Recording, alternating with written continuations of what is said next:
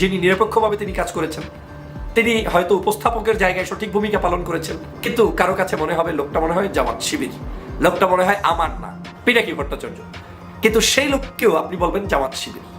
ইলিয়াস সাহেব কি? ইলিয়াস সাহেব নিরপেক্ষভাবে কথা বলছেন, সেও আপনার জামাত শিবির। এরপরে আপনার ডক্টর কনক সারোয়ার, সেও আপনার জামাত শিবির। তো আপনার লোকটাকে তাহলে এখন যদি প্রশ্ন করেন আমার কোনো লোক নাই, যদি আপনার লোক না থাকে তাহলে আপনি ব্যর্থ কেন এই জায়গায়? আপনার লোক থাকবে না কেন? বাংলাদেশে ডক্টর ফয়জুল হক গত 16 বছর কি করেছে আপনার চোখের সামনে আছে না? লোকগুলো আপনারই, কিন্তু আপনি ধরে রাখতে পারছেন না। আপনাকে ধরে রাখতে হবে, ধরে রাখার ক্যাপাসিটি অর্জন করতে হবে। এই সোশ্যাল মিডিয়ার যুগে আপনাকে অ্যাক্টিভ হতে হবে। যদি আওয়ামী লীগ পারে আপনাকে পারতে হবে, যদি জামাত শিবির পারে আপনাকে পারতে হবে। বাংলাদেশের একটি বড় সমস্যা হচ্ছে পজিটিভ রাজনীতির। আমরা কখনো পজিটিভ সমালোচনা পছন্দ করি না, আমরা কখনো পজিটিভ ওয়েতে আমাদের দলগুলোকে পরিচালনা করতে পছন্দ করি না। আমরা যখনই কোনো একটি বক্তব্য আমার পক্ষে না আসে, বিপক্ষে যায়, তখনই সেই ব্যক্তিকে কিংবা গোষ্ঠীকে আমরা তুলোধনা করতে পছন্দ করি। কেউ যদি আমাদেরকে সুন্দর কোনো পরামর্শও দেয়, সেটা নিতেও আমরা স্বাচ্ছন্দ্য বোধ করি না। এর অন্যতম কারণ কি জানেন? কারণ হচ্ছে আপনার ব্যক্তিগত দুর্বলতা। আপনি যখন অযোগ্য হন, যখন আপনি সমাজের অন্য যে ব্যক্তিটি আপনাকে পরামর্শ দেয় তার চেয়ে জ্ঞানে, যোগ্যতায়, পড়াশোনায়, রাজনৈতিক জ্ঞানে, সামগ্রিক দৃষ্টিকোণ থেকে যখন আপনি অযোগ্য হন, তখন আপনার কাছে এই পরামর্শগুলো ভালো লাগে না।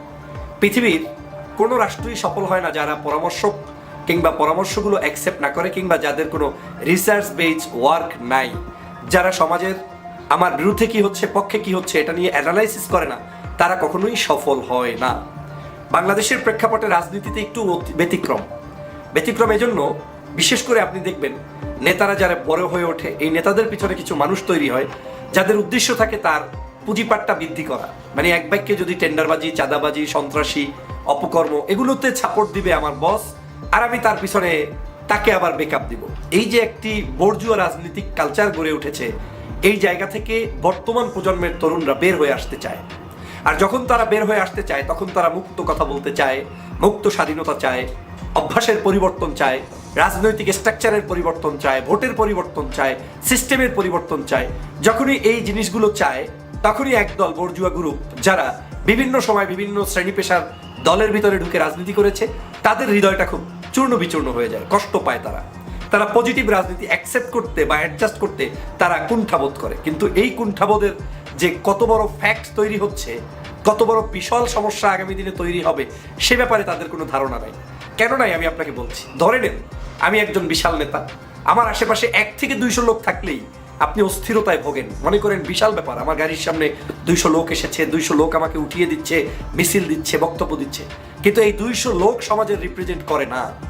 এই 200 লোকের পিছনে আমার ইউনিটের, আমার জায়গায় আরো 2 লক্ষ 5 লক্ষ মানুষ অবস্থান করছে, যারা আমার অন্য বিভিন্ন ইস্যুতে বিরক্ত বোধ হয়ে তারা ক্ষিপ্ত হয়ে বসে আছে। আপনি যখন 200 লোককে নিয়ে ঘুরবেন, তখন আপনার কাছে ফেসবুকের জরিপ ভালো লাগবে না, ইউটিউবের জরিপ ভালো লাগবে না, শিক্ষাবিদের কোনো মন্তব্য ভালো লাগবে না, রাজনৈতিক শিষ্টাচার যে পরিবর্তন হচ্ছে সেটা শুনলে ভালো লাগবে না। আপনি বলবেন আমার তো অনেক কিছু আছে। এই অনেক কিছুর মধ্যে আবার এগুলো কি? এই যে অবহেলার পর অবহেলা, যুগের সাথে অ্যাডাপ্ট না করা, এটা একটা দলকে, একটা দেশকে, একটা ব্যক্তিকে, একটা লিডারকে ধ্বংস করে দেয়। আমরা বাংলাদেশের প্রেক্ষাপটে এই সাম্প্রতিক সময়ে আমি দেখেছি, আমার খুব, যদিও আমি সবারই যে ভক্ত এমনটা না, বা সবারই যে আমি একেবারে খুব কাছের মানুষ এমনটা না। আমার সাথে কোনোদিন দেখা হয়নি অনেক মানুষের, আমার সাথে কোনো জোট নাই, ফোনেও কথা হয়নি। আমি ওপেনলি বলতে পারি, যেমন বাংলাদেশের জন্য যারা কাজ করেন, বিগত 16 বছর পর্যন্ত এই দেশের মাফিয়া চক্র থেকে দেশকে বাঁচানোর জন্য লড়াই করেছেন, সংগ্রাম করেছেন, বাংলাদেশের বহু ইউটিউবে কন্টেন্ট ক্রিয়েট করে রাজনৈতিক বিশ্লেষক এবং অনলাইন অ্যাক্টিভিস্ট হিসাবে সুনাম সুখ্যাতি অর্জন করেছেন। তার মধ্যে উল্লেখযোগ্য, আপনি জানেন, ফেস দ্য পিপল, যিনি নিরপেক্ষভাবে তিনি কাজ করেছেন, তিনি হয়তো উপস্থাপকের জায়গায় সঠিক ভূমিকা পালন করেছেন, কিন্তু তিনিও আওয়ামী ফ্যাসিস্টের বিরুদ্ধে সর্বশেষ যে খুন হয়েছে, তারা যে মানুষদেরকে হত্যা করেছে, তার বিরুদ্ধে চরম প্রতিবাদ করেছে, যেটা আর কোনো চ্যানেল করে নাই।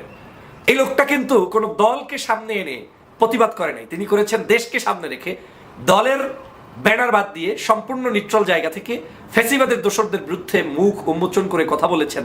কিন্তু কারো কাছে মনে হবে লোকটা মনে হয় জামাত শিবির, লোকটা মনে হয় আমার না।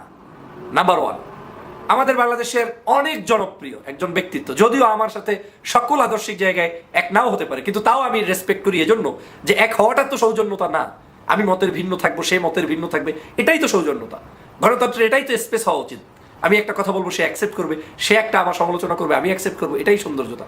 পিনাকি ভট্টাচার্য, এই ভদ্র মহোদয়ের লক্ষ কোটি ভক্ত লোক আছে, কিন্তু এই ভক্ত লোকগুলো নিশ্চয়ই কোনো একটা দলের না, অনেক দলগুলোর মিশ্রিত লোক। না হয় মানুষ আওয়ামী লীগের লোক কিভাবে বলে গতকালকের এই লোকটা আমার বিরুদ্ধে কথা বলেছে, দ্যাট মিনস সে তার ভিডিও দেখেছে। না হয় বিএনপি কিভাবে বলে আমার বিরুদ্ধে বলেছে, তার মানে বিএনপির লোকেরা দেখেছে। তাহলে জামাত কিভাবে বলে যে আমার বিরুদ্ধে কিংবা পক্ষে বলেছে, তার মানে তারা ভিডিও দেখেছে। এই ভদ্রলোকের ভিডিও যারা দেখে কম বেশি মিক্স পিপলই দেখে। কিন্তু বাংলাদেশের ওই যে গরম ভাতে বিলই বেজারের মতো অবস্থা, যখন কোনো সত্য বা বুঝাতে চায়, ভালো কিছু বলতে চায় বা চেষ্টা করে যে সবাই মিলে এটা করা উচিত, হয়তো চেষ্টার ধরন ভিন্ন হোক না, সমালোচনা থাকবেই, কিন্তু সেই লোককেও আপনি বলবেন জামাত শিবির। ইলিয়াস সাহেব বাংলাদেশের একজন তরুণ সাংবাদিক, বিপ্লবী ব্যক্তিত্ব, বিশ্বের মধ্যে একত্রে 8 লাখ লোক ভিউ হয় এই ইউটিউব চ্যানেলে, বাংলাদেশে বিশেষ করে।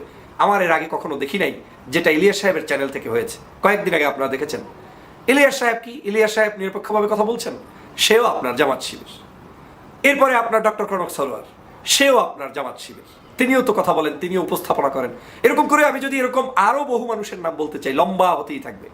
তো আপনার লোকটাকে তাহলে এখন যদি প্রশ্ন করেন আমার কোনো লোক নাই, যদি আপনার লোক না থাকে তাহলে আপনি ব্যর্থ কেন এই জায়গায়, আপনার লোক থাকবে না কেন? বাংলাদেশে ডক্টর ফয়জুল হক গত 16 বছর কি করেছে আপনার চোখের সামনে আছে না? 16 বছরে দেশনেত্রী বেগম খালেদা জিয়ার জন্য কথা বলেছে, যুদ্ধ করেছে, লড়াই করেছে, বিএনপির জন্য করেছে, তারেক রহমানের জন্য করেছে, জামাতের জন্য করেছে, ফাঁসির বিরুদ্ধে লড়াই করেছে। সকল ফাঁসি যাদেরকে দিয়েছে, অন্যায়ভাবে দিয়েছে, সেটা আমি বলেছি। আল্লামা মামুনুল সাহেবের পক্ষে কথা বলেছে। চরমনাইয়ের পীরের দাঁত ভাঙার সময় আমি প্রতিবাদ করেছি। সামষ্টিক সমগ্র মানুষের প্রতিবাদ করে ভালোবাসায় সিক্ত হলাম, সবার সাথে সম্পর্ক। সে লোকটাও আপনার দৃষ্টিতে জামাত শিবির। তাহলে বাংলাদেশের লোকটাকে, যে লোক আপনার 5 জনের নাম বলে আপনি তাদেরকে বাংলাদেশের জনগণ অ্যাকসেপ্ট করে, গ্রহণ করে, এরকম 5 জন লোকের নাম বলেন যারা গ্রহণযোগ্য ব্যক্তি। তাহলে দৃষ্টিভঙ্গির পরিবর্তন করতে হবে। প্রথম কথা হচ্ছে লোকগুলো আপনারই, কিন্তু আপনি ধরে রাখতে পারছেন না। আপনাকে ধরে রাখতে হবে, ধরে রাখার ক্যাপাসিটি অর্জন করতে হবে। সবার ক্ষেত্রে আপনার মধ্যে ভীতি আসলে হবে না। যাকেই দেখবেন তাকেই আপনার জামাত শিবির। আমি কয়েকদিন আগে একটা ভিডিওতে বলেছিলাম যে আমাদের আস্থার অভাব, এই আস্থা তৈরি করতে হবে। সবাইকে শত্রু ভাবলে হবে না। আপনি সবাইকে যদি মনে করেন যে বেশ ভালো কথা, সবাই তাদের লোক, তা আমার আপনার লোকটা কোথায়? তারা কেন তৈরি হচ্ছে না? আর আপনার একটা অভ্যাসের পরিবর্তন এরকম করতে হবে, জাতীয় ইস্যুতে, দেশের ইস্যুতে সবাই যদি জামাত শিবির হয়েও আপনার পক্ষে 10টা বক্তব্য দেয়, ইউ শুড অ্যাকসেপ্ট ইট, এবং তাকে আপনি অ্যাকোমোডেট করার, তাকে আপনি ক্যারি করার ক্ষমতা, যোগ্যতা রাখতে হবে। এবং এটাই যুব সমাজের চাহিদা। এই সমাজে কেউ কারো ল্যাংটা ধরে বসে থাকে না, আপনার পিছন ধরে বসে থাকে না। প্রত্যেকেই যার যার অ্যাকনোলেজমেন্ট চায়, স্বীকৃতি চায়। বাংলাদেশের যারা রাজনীতি করছেন, করবেন, আপনাদের সেই অভ্যাস গড়তে হবে। আমরা যখন ইউটিউবে, অনলাইনে, কোনো জায়গায় একটা সোশ্যাল মিডিয়ায় কোনো পোস্ট করি, কার পক্ষে কত পার্সেন্ট, আওয়ামী লীগের লোকেরাও দেখা যায় যে আপনার পেজে এসে তারা ভোট দিয়ে প্রমোট করে তার সমর্থন বৃদ্ধি করে যায়। আপনি ভোটও দিবেন না, আদৌ ভোট দিবেন কি? আপনার হাতে স্মার্টফোনটা আছে কিনা আমার সন্দেহ, বা আপনি ফেসবুকে সেটা নিয়ে একজনকে দিচ্ছেন কিনা আমার সন্দেহ। আপনি অন্য কাজে এত ব্যস্ত থাকবেন কেন? এই সোশ্যাল মিডিয়ার যুগে আপনাকে অ্যাক্টিভ হতে হবে।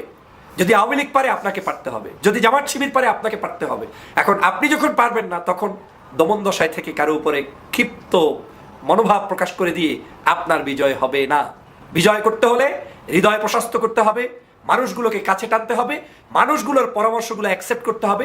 ওনারা যখন আপনাদের বিরুদ্ধে কিংবা পক্ষে কিছু বলবে, সেটাকে শোনার মানসিকতা এবং সেই অনুযায়ী পরিস্থিতি বিবেচনা করে সব কিছুতে সংস্কার আনতে হবে। আমি কেন বারবার বিএনপির ক্ষেত্রে স্পেশালি বলি যে তারেক রহমান এবং খালেদা জিয়ার থিম হচ্ছে বিএনপির থিম। তারা বারবার কিন্তু পজিটিভ রাজনীতির পক্ষে। যেমন দেখবেন ছাত্রদের বিরুদ্ধে কত সমালোচনা হয়। আজও দেখবেন তারেক রহমান সাহেবের একটা স্টেটমেন্ট, তিনি বলেছেন ছাত্ররা রাজনীতি করুক, আমরা সেটাকে সাধুবাদ জানাই। এভাবে করে বাংলাদেশের প্রত্যেকটি সমালোচনাকে তিনি অ্যাকসেপ্ট করেন। ভোটের রাজনীতিতে তিনি বলছেন জনগণের কাছে যেতে হবে, ক্ষমতায় নাও আসতে পারি, আমাদেরকে কাজ করতে হবে। দ্যাট মিনস তার এই যে বিশালতা, এটা আপনাকে ক্যারি করতে হবে। খালেদা জিয়ার মুখ থেকে কারো কোনো আলেমের বিরুদ্ধে, ইসলামের বিরুদ্ধে কথা নাই। আপনি একটু বলে শাস্তে গেলেন ছাত্রদল, শাস্তে গেলেন বিএনপি, এই সাজায় যে বিজয় নয়, এটা অনুধাবন করতে হবে। পরিশেষে বলতে চাই, আমরা এককভাবে শুধুমাত্র কারো দালালি কিংবা চাপাবাজি কিংবা কারো পিছন ধরে বসে থাকার জন্য জন্মগ্রহণ করি নাই। আমরা ফেসিবাদের বিরুদ্ধে 16 বছর যেমন লড়াই করেছি, সংগ্রাম করেছি, সকল দুর্নীতি, অত্যাচার, অবিচার, জুলুম, ধর্ষণ, হত্যা, নির্যাতনের বিরুদ্ধে ভবিষ্যতেও কথা বলবো। সেটা কেউ বন্ধ করতে পারবে না। আওয়ামী লীগের সময়ও ধর্মের পক্ষে, ইসলামের পক্ষে, মানবতার পক্ষে কথা বলেছি। বিএনপি আর জামাতার হেফাজত নাই, ভবিষ্যতে যারাই আসবে সে সময়ও, এমনকি ওই দল থেকে এমপি মন্ত্রী হলেও আমি আমার জায়গা থেকে এক পাও সরব না, সত্যের কথা বলেই যাব, বলতেই হবে।